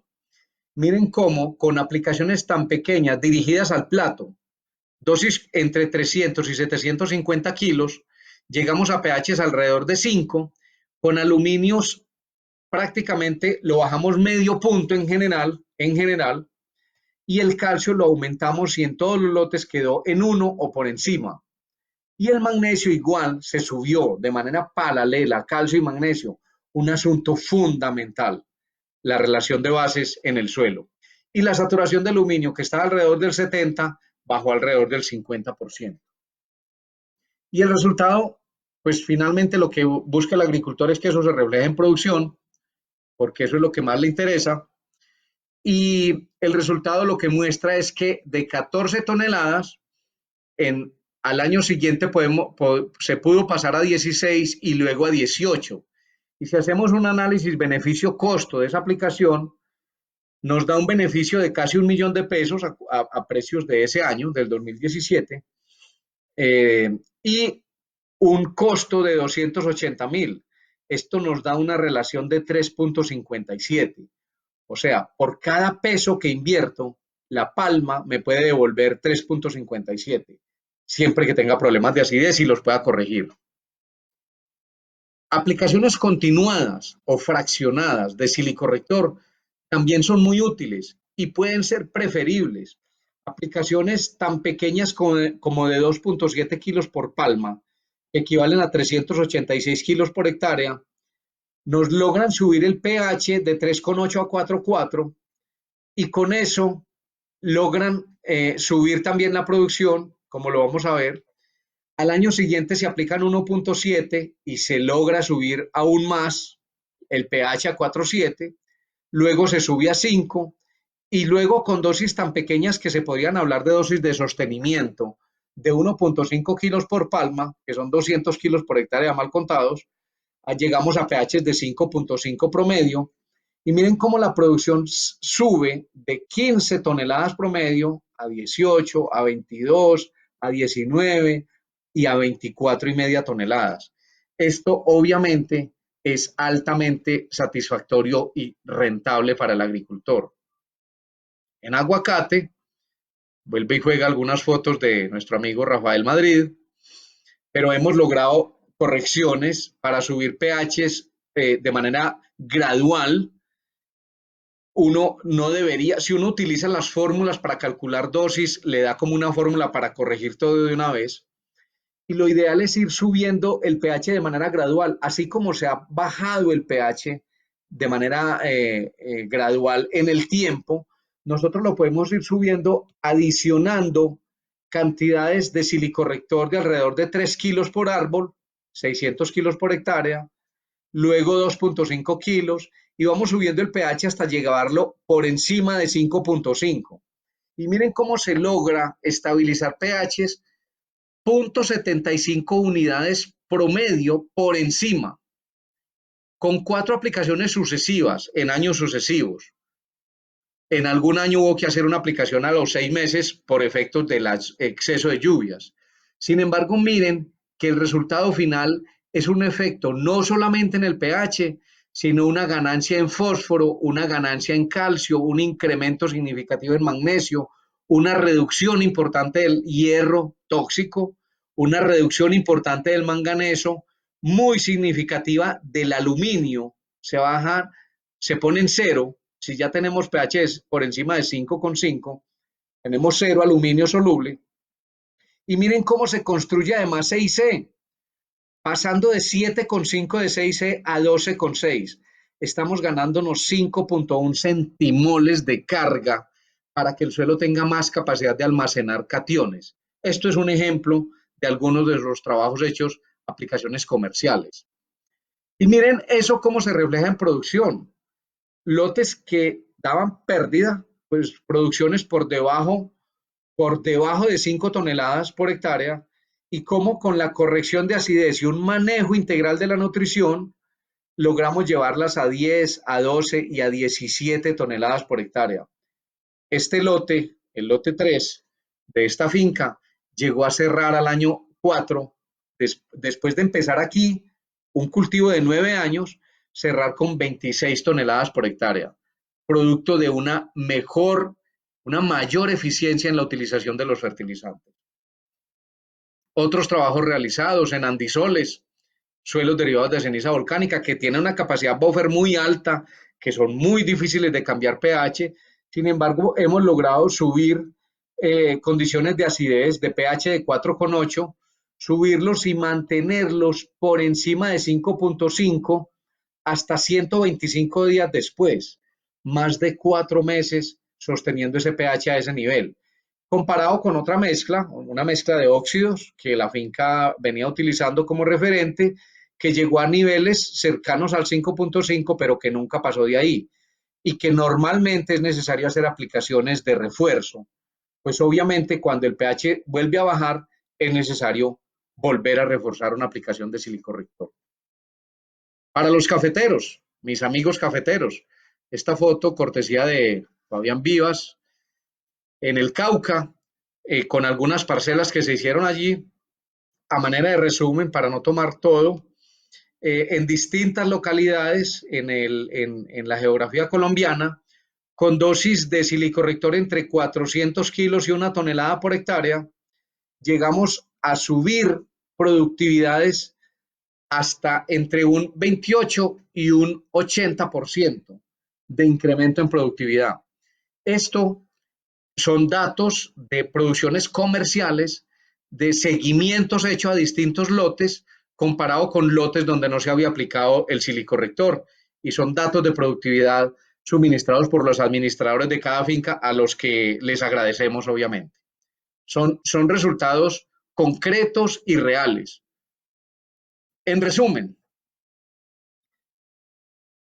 podemos decir que cuando aplicamos un nutricorrectivo, estamos buscando subir el pH, subir el magnesio, incrementar el calcio e incrementar la 6C, pero recuerden que el objetivo fundamental es acomplejar este aluminio, estos excesos de magnesio y de hierro, y todo eso se ve reflejado en el sistema radical del cultivo. Pongan la especie que queramos acá, llámese palma, llámese café, llámese aguacate, llámese cítricos, maíz, semestrales, arroz, etcétera. Esto, si tenemos un mejor sistema radical, se nos va a ver reflejado en una mejora en la asimilación de los nutrientes, de manera especial en la asimilación de nitrógeno y de magnesio. Ya sabemos el efecto directo que tiene sobre fósforo y la importancia que tiene que la planta asimile buen fósforo. Y bueno, que la planta tenga una nutrición integral adecuada. Eso se va a ver reflejado finalmente en una mejora en los contenidos de clorofila en las hojas, sustancia responsable de la asimilación de la energía solar, del uso de la energía solar para transformar las sales que la planta toma, transformarlas en carbohidratos y en proteínas. Se va a ver reflejado en una mayor tasa de fotosíntesis. Obviamente, si tenemos más clorofila, hay mayor fotosíntesis. Y si hay más fotosíntesis, también hay mayor crecimiento y producción. Y eso, finalmente, ¿en qué se refleja? En lo que busca el agricultor, en ingresos, en rentabilidad, en utilidad, en ganancia, en ver que su cultivo no simplemente está bonito, sino que produce más y que lo que le invierte, el cultivo se lo devuelve con creces. Rentabilidad, que finalmente es lo que busca el agricultor. Para concluir entonces, corregir los problemas de acidez del suelo debe ser parte integral del plan de manejo de la nutrición. Yo lo planteo como un prerequisito para hacer una buena nutrición, para lograr una adecuada nutrición de los cultivos. es un requisito indispensable para mejorar la eficiencia de los fertilizantes. Está claro que deben usarse enmiendas complejas o correctivos compuestos que contengan silicio. ¿Y por qué deben contener silicio? Porque ese silicio y los sulfatos son los responsables de acomplejar los excesos de aluminio y de hierro y de otros metales. Acomplejar, formar complejos, producir, generar C y C en el suelo. Eso finalmente se traduce en una mejor nutrición del cultivo y en una satisfacción y mayor rentabilidad del cultivo para el agricultor. Para eso, estos aparaticos nos sirven mucho. Un pHímetro, lograr subir un pH de 4,8 a 5,8, subir una unidad de suelo, una unidad de pH, perdón, es posible. Pero es posible utilizando los correctivos adecuados, correctivos, enmiendas complejas o correctivos compuestos que tengan sinergias importantes y que actúen de manera directa sobre los distintos componentes de la acidez del suelo. No es simplemente sobre el pH, es sobre los componentes del complejo acidez los que hay que atacar. Acomplejar aluminio es clave si queremos mantener un pH adecuado en el suelo. Y si no, con la lluvia se nos va a devolver al punto inicial. Bien, este era el tema que queríamos compartir. Les reitero que trabajando en equipo podemos más y que ahorita aprovechemos esta cuarentena, que estamos en casa, que tenemos probablemente más tiempo para nutrirnos nosotros también con más conocimientos, y para eso nosotros les ofrecemos esta herramienta, como son los martes técnicos que queremos impulsar con todos ustedes para tratar distintos temas de manejo de cultivos. Entonces, entramos a resolver sus inquietudes.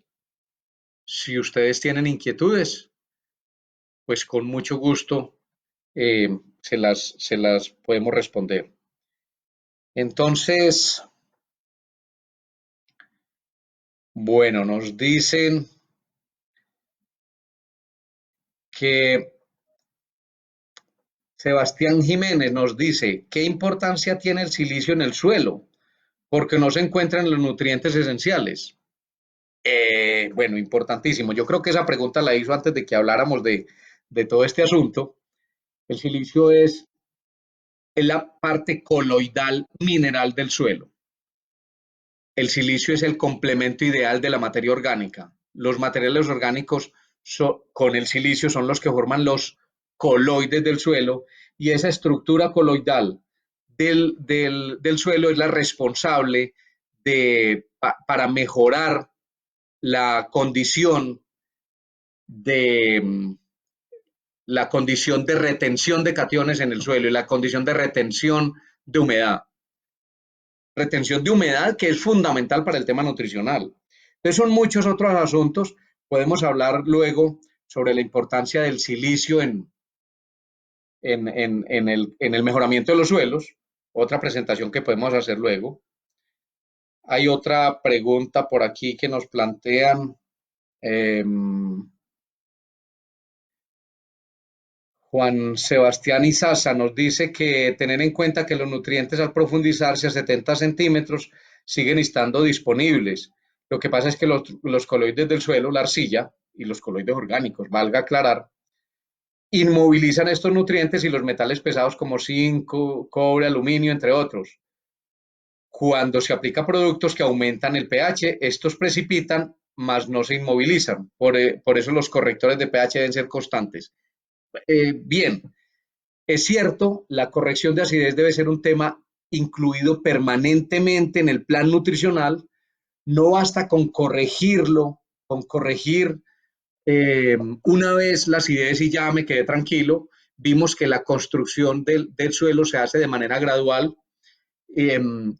Esta penetración dentro del perfil, pues obviamente si hay un exceso de agua, pues se generan lavados y por eso se puede llegar el suelo a llegar al mismo nivel de pH, pero tener en cuenta que lo que estamos es haciendo una corrección del perfil del suelo, desde la superficie hasta por lo menos esos 70 centímetros que nos va a ayudar esa corrección para que la raíz tenga más espacio para explorar, más área, más volumen de suelo para explorar.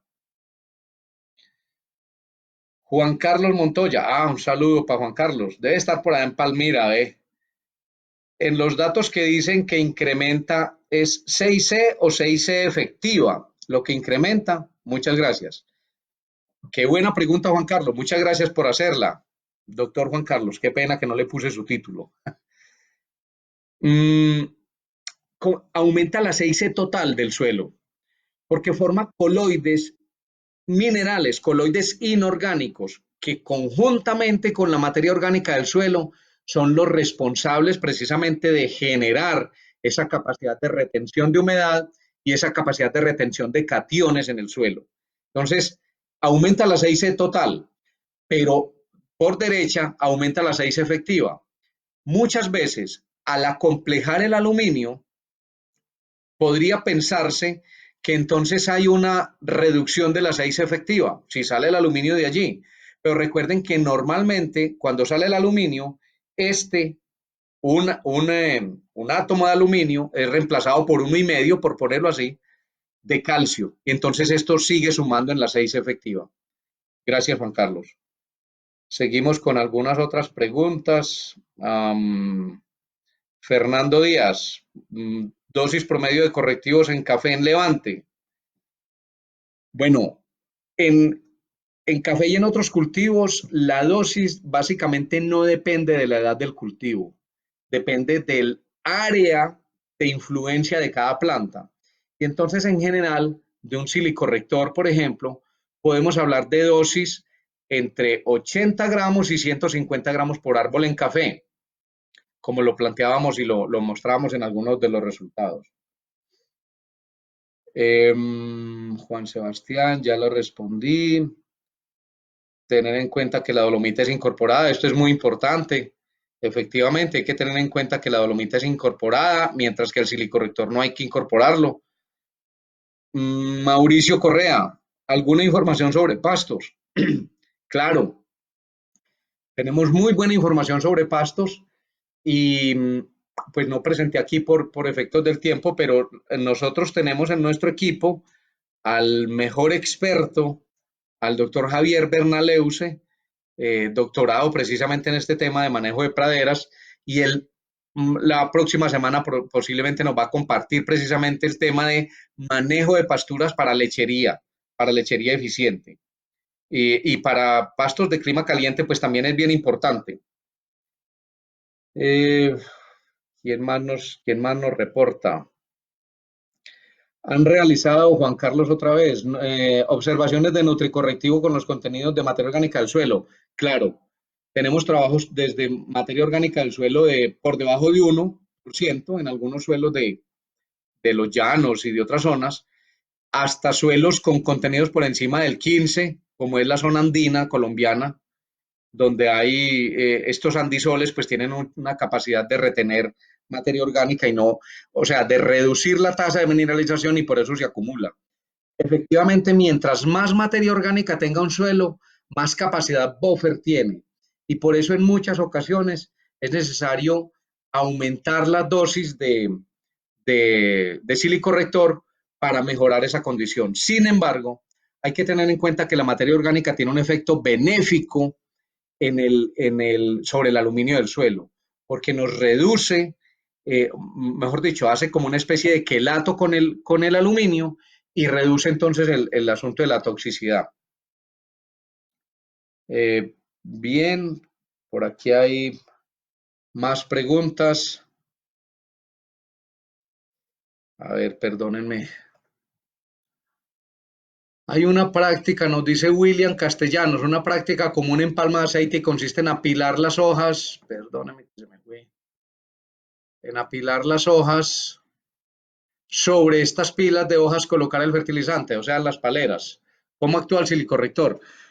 Pues, William, muy importante su pregunta. La verdad es que ojalá los palmeros cogieran la cultura que ya está impulsando la Cenipalma y Fedepalma de coger las hojas y acumularlas alrededor de las palmas. con fragmentos medianos se logra hacer como una corona y eso tiene un resultado importantísimo en el enraizamiento de la planta. Lógicamente, si estamos dirigiendo los fertilizantes a la zona de la palera, pues entonces los correctivos hay que aplicarlos también allí. Si nosotros tenemos posibilidades de medir acidez tanto en la palera como en el plato, entonces podremos tomar la decisión de dónde aplicar el silicorrector. Pero si el tema es generalizado de deficiencias o de acidez fuerte en todas las regiones, pues hay que hacer aplicación generalizada. Lógicamente, la aplicación generalizada implica una dosis un poco mayor. Por aquí está nuestra colega Luisa Fernanda Patiño. Gracias, Luisa. Marcos Díaz. Eh, bueno, un momentico que por aquí estoy mirando otras preguntas que estaban atrás. ¿Qué costos tiene un corrector complejo comparado con uno simple? Bueno, el costo es diferente, pero me gusta mucho que hablemos de costos porque realmente lo que utilizamos con un silicorrector son dosis muy inferiores a lo que tradicionalmente se utiliza con cales. Mientras en cales estamos hablando de 2, 3 toneladas por hectárea, con silicorrector estamos hablando de dosis entre 200, 250 kilos hasta 1 tonelada por hectárea.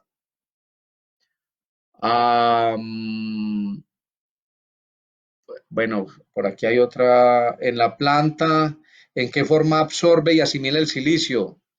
Juan Manuel, Green King, perfecto. Saludos especiales.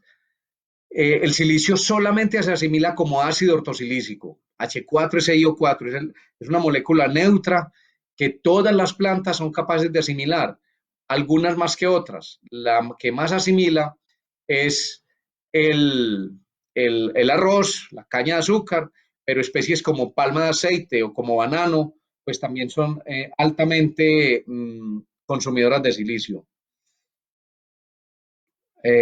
Saludos para Green King.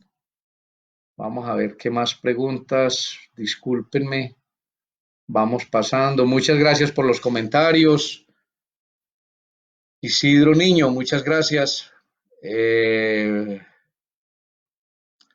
Costos, ya hablamos del costo. Bueno,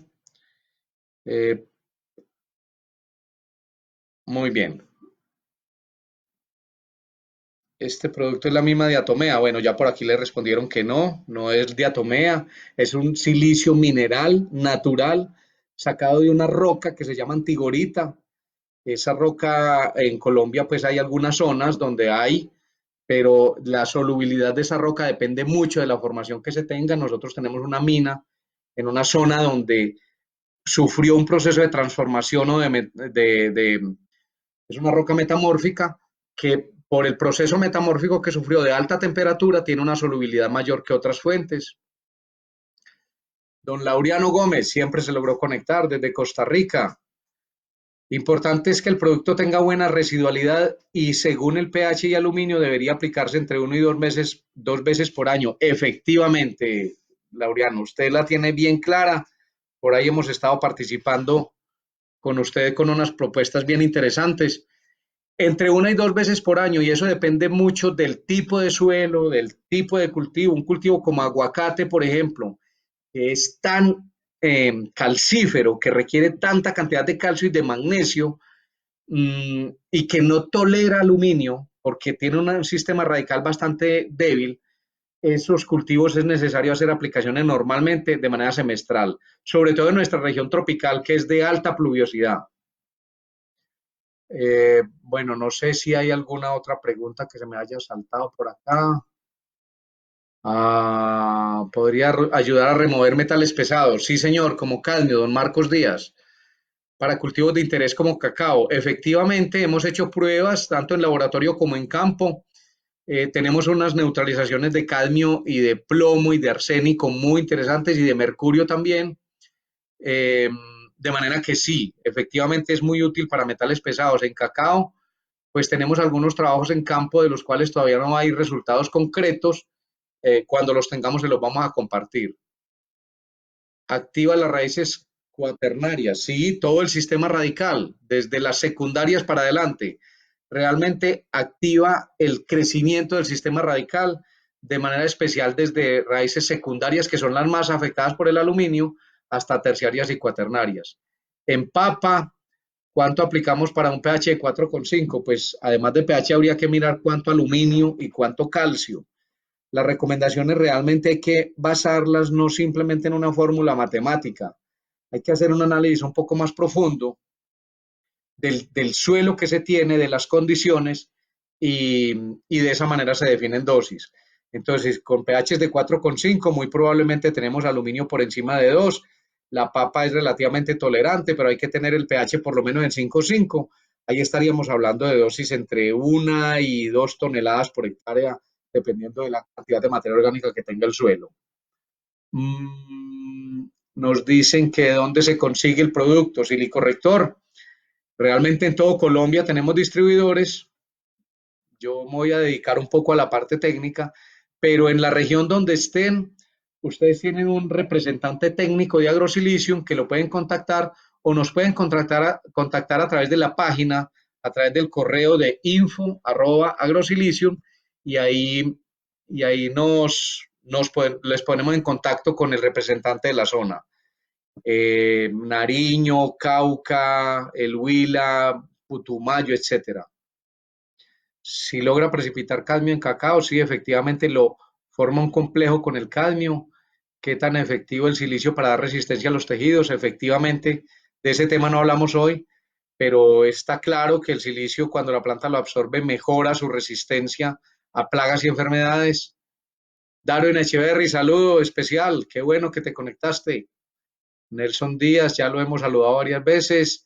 Requiere ser incorporado, se puede aplicar al boleo, ya lo dijimos también, al boleo no es necesario incorporarlo. Caterine por aquí Caterine Suárez ya le dio la respuesta a Ricardo. Perfecto. La presentación queda grabada, sí señor. Estoy en el Cauca, perfecto. Por allá también lo atendemos, desde Popayán y desde Cali. Muy bien, en caña de azúcar. Hemos trabajado más que todo en el sur del Valle del Cauca, que es donde tenemos suelos ácidos, en varios ingenios de allí. Mejor no menciono nombres porque seguramente se me escapa alguno y puede generar celos. Pero en todos estos ingenios del sur es muy útil para hacer la corrección. La caña es muy sensible al aluminio y requiere, ojalá, pH por encima de 6. Para lograr eso, pues obviamente en esas condiciones no tenemos problemas de aluminio, ahí el problema ya se va es para otro lado, más que todo de manganeso, que también es fitotóxico. Bien, entonces, pero en caña sí hay muy buenas experiencias, no solamente con el silicorrector, sino con fuentes de silicio, porque la caña es uno de los cultivos que más silicio extrae. Entonces allí con Silimagnum hemos logrado mejorar productividades y mejorar sobre todo la producción de azúcar, pues tanto el TSH como ACH, perdón, TAH, toneladas de azúcar por hectárea, mejoran significativamente con la aplicación de fuentes de silicio mineral como el silimagnum. Dice don Laureano que el pH debe tratar de sostenerse a 6. Uy, qué bien. Eso sería un negocio muy bueno. Don Laureano, qué bueno que usted nos participe porque yo sé que en Costa Rica, precisamente, inclusive los cafeteros hablan del pH ideal para café entre 5,5 y 6. Aquí en Colombia, que usted es colombiano y conoce, Cenicafé habla que el pH ideal para café debe estar entre 5 y 5,5. Yo realmente que he visto que realmente el café se comporta mucho mejor si el pH está por encima de 5,5 hacia 6, 5,8, 6, y en general la palma de aceite. Estos cultivos que se consideran acidófilos o tolerantes a la acidez y al aluminio, pues también son sensibles. Y si logramos entonces mejorar esa condición de acidez, pues seguramente el comportamiento del cultivo va a ser mejor. Emperatriz, bueno, datos muy aterrizados, perfecto. Muchas gracias a todos. Eh, bueno, por aquí no sé si tengo más preguntas, creo que no. Pues ya llevamos 2 horas de transmisión. Ya van a ser las 6 de la tarde, yo creo que a las 6 terminamos. Si tienen alguna otra pregunta, yo estoy aquí en directo ya. Ya nos están preguntando es dónde tenemos. Bueno, en Santander también hay AgroSilicium, efectivamente. En Perú, qué bueno, nos escriben desde Perú. Sí, señor, en Perú tenemos una fuente de silicio que allá se llama MagneClean, lo distribuye TQC Perú. Silicorrector no lo hemos llevado hasta allá porque allá hay muy buenas fuentes de carbonatos, pero allá lo podrían perfectamente fabricar haciendo mezclas. Eh, pero lo importante es que allá sí llevamos la fuente de silicio, que allá se conoce con el nombre de MagneClean. Eh, Isidro nos dice que si el silicio a nivel foliar genera algún antagonismo o desbalance nutricional. Importantísima pregunta. Qué bueno, Isidro, que plantea la pregunta. No, con silicio no es posible causar una toxicidad, porque el silicio, tanto en el suelo como en la planta, al acumularse, forma unos complejos que se llaman ácidos polisilícicos y de esa manera se acumula en la planta, es como un fitolito. Y ese fitolito lo que hace es que le genera a la planta más resistencia para tanto al volcamiento, evita que la planta se doble y hace que las hojas, especialmente en gramíneas, sean más erectas, de manera que mejora la asimilación de la energía solar. Y desbalance nutricional, no. Lo que podría causar algún desbalance nutricional, si a uno se le fuera la mano con una dosis, sería con magnesio. Pero recuerden que el silicorrector tiene un muy buen balance de calcio-magnesio y por eso construye de manera paralela calcio-magnesio en el suelo. Y de esa misma manera responde muy bien en la planta, acumulando de manera equitativa esos cationes que siempre es muy importante tenerlos en buena proporción. Muy bien. Juan Carlos Montoya nos dice, ¿se habla de toxicidad de aluminio o de competencia iónica entre aluminio, manganeso y demás? Toxicidad de aluminio bien clara, que creo que la vimos, y competencia, pues realmente lo que hace el silicio como ácido ortosilícico es reaccionar con el aluminio en exceso en el suelo, con los cationes que estén en exceso, y lo que forma son complejos que se vuelven coloides del suelo. Y eso es muy importante porque ahí es donde está la 6C. Bueno, entonces, por aquí pues ya las preguntas son como comerciales. Les reitero, en todo Colombia se consigue, en Costa Rica también, en México a través de Isaosa, en Costa Rica por el Colono Agropecuario. Allá está Leonardo González, representante en todo Costa Rica. En Guatemala también se consigue por Cadelga, en Honduras, en El Salvador, en Panamá, en Perú por TQC, en Paraguay también por TQC. Bien, en general en toda América Latina. En la Florida también hacemos ventas directas desde acá.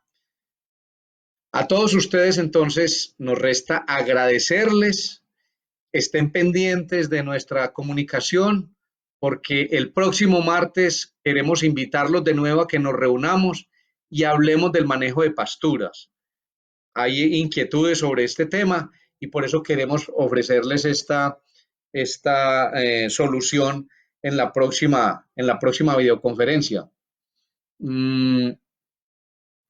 En la charla en forraje nos pregunta Andrés Díaz, que para cuándo, estamos diciendo entonces para la próxima. Y en Costa Rica, bueno, cuando nos veamos por allá, Laureano, no sé si usted lo cogió la pandemia el COVID lo cogió en Bucaramanga o en San José. Saludos muy especiales a todos y un agradecimiento en nombre de AgroSilicium para todos ustedes que estuvieron muy atentos. Nos vemos entonces la próxima semana. Hasta luego.